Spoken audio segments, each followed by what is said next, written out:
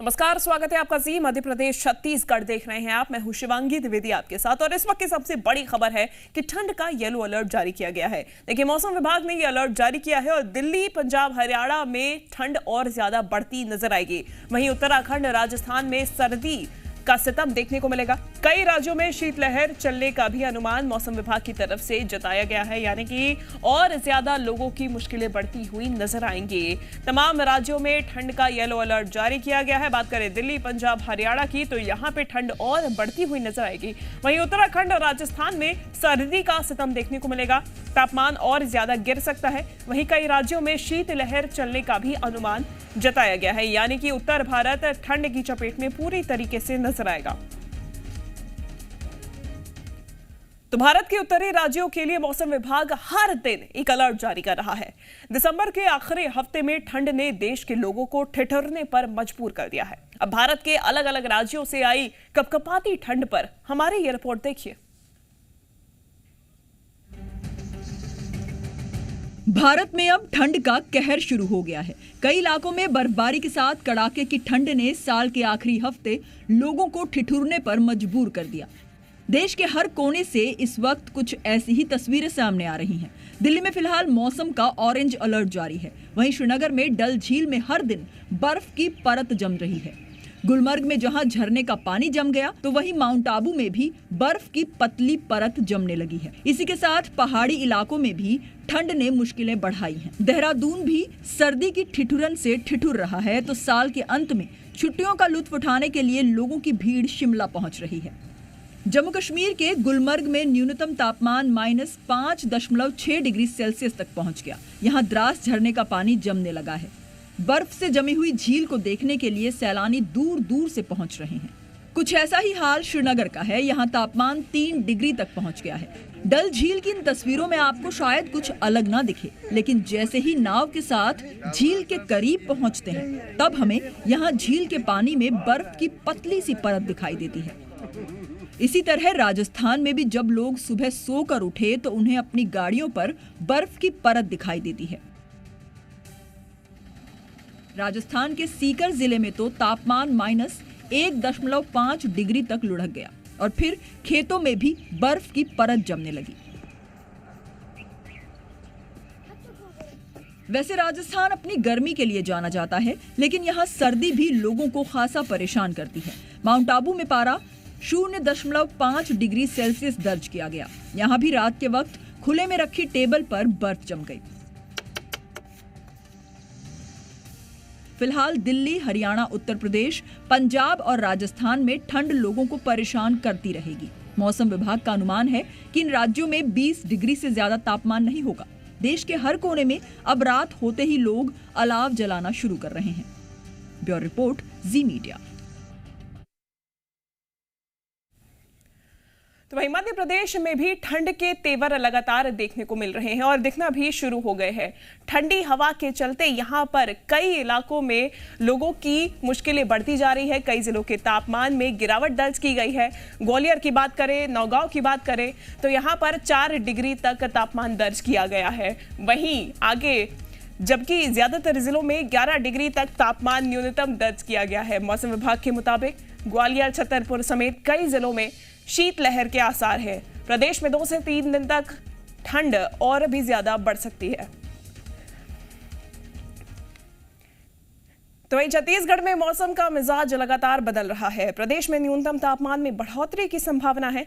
दक्षिण पश्चिम में आने वाली हवाओं के कारण तापमान में बढ़ोतरी हो रही है। ज्यादातर जिलों के न्यूनतम तापमान 12 डिग्री के पार पहुंच गए हैं। सबसे कम तापमान नारायणपुर और डूमरबहार में 11.5 डिग्री दर्ज किया गया। राजधानी रायपुर में 16.2 डिग्री तापमान दर्ज किया गया है।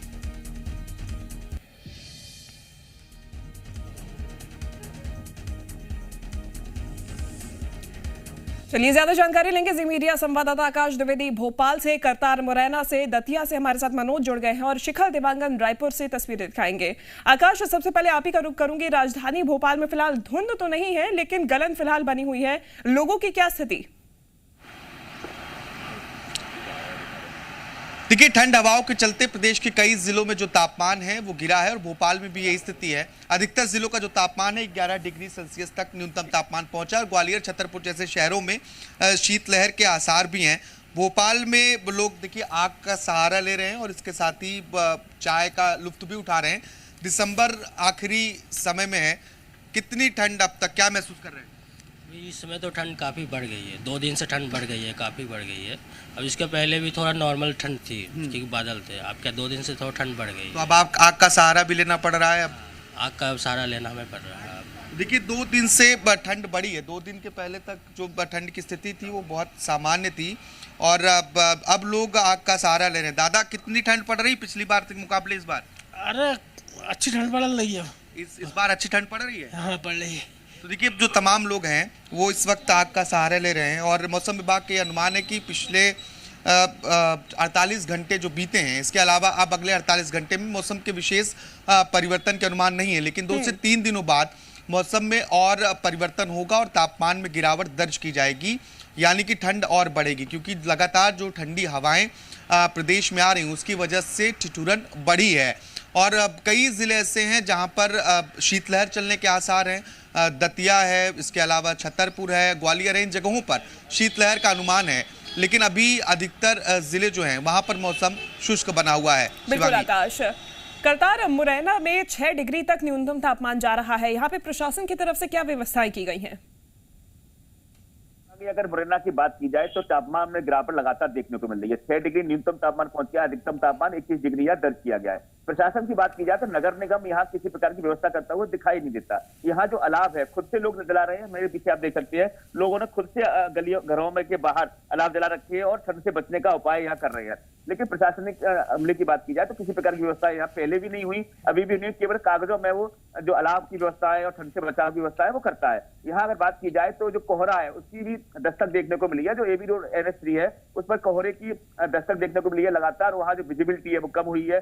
सर्द हवाएं, जो शीतलहर है उसका प्रकोप यहाँ साफ देखने को मिल रहा है। लगातार जो ठिठुरन में बढ़ रही है, यहाँ अंचल के लोग घरों के अंदर घुसने को मजबूर है। लगातार तापमान में गिरावट देखने को मिल रही है।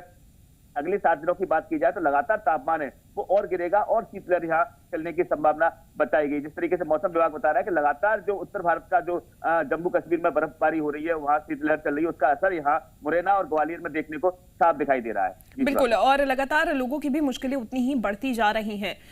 मनोज, दतिया में शीतलहर चलने के आसार है, क्या रैन बसेरों में पर्याप्त व्यवस्था की गई है इसके लिए? आपको बता दें, दतिया में इस समय 4 डिग्री से नीचे तापमान है न्यूनतम, और आप देख सकते हैं चारों तरफ कोहरे की चादर छाई हुई है। अभी आप चारों तरफ कोहरे की चादर छाई हुई है। रैन बसेरे की जहाँ तक बात है तो रैन बसेरे में किसी तरह की सुविधाएं नहीं है। जितने भी आगंतुक हैं, श्रद्धालु हैं जो माँ पीताम्बरा देवी के दर्शन करने के लिए आते हैं, उनके लिए कोई पर्याप्त व्यवस्था नहीं है। जहाँ तक ये अलाव और अन्य चीजों की बात है तो अलाव स्वयं आदमी जला रहे हैं, आप देख सकते हैं अपने घर के बाहर, और चाय का लुत्फ भी ले रहे हैं। मौसम खुशनुमा है। और यदि किसानों की बात की जाए तो इस समय गेहूं के लिए बहुत अच्छा मौसम है। गेहूं बहुत अच्छी मौसम माना जा रहा है गेहूं के लिए। आप देख सकते हैं कि चाय का लुत्फ ले रहे हैं और अलाव यहाँ जल रहा है स्वयं का।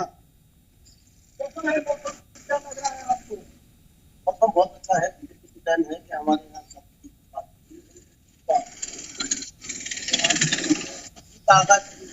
बिल्कुल मनोज, ठंड का आनंद लेते हुए नजर आ रहे हैं। किसानों के लिए भी अच्छी है क्योंकि रबी की फसलों के लिए ठंड जरूरी है और फिलहाल तापमान इस तरीके का बना हुआ है, लेकिन रैन बसेरों में फिलहाल पर्याप्त सुविधा नहीं है, जैसा कि आप बता रहे हैं। रुक करेंगे, रायपुर का शिखर हमारे साथ बने हुए हैं। शिखर, आज कितना न्यूनतम तापमान दर्ज किया गया है रायपुर में?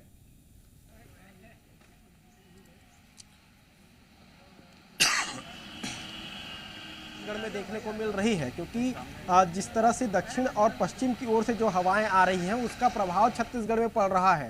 राजधानी रायपुर की अगर बात की जाए तो राजधानी रायपुर में 16.2 डिग्री सेल्सियस न्यूनतम तापमान दर्ज किया गया है।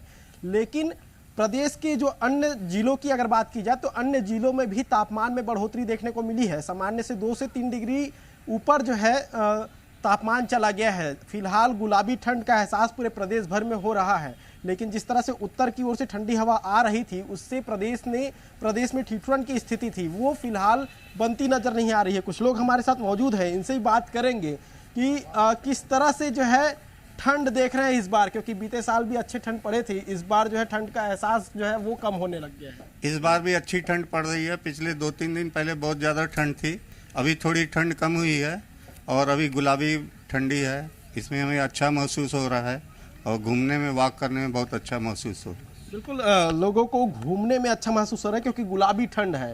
अंकल, बीते साल की अगर बात की जाए तो बीते साल जिस तरह से ठंड पड़ती थी, इस बार कितना असर है?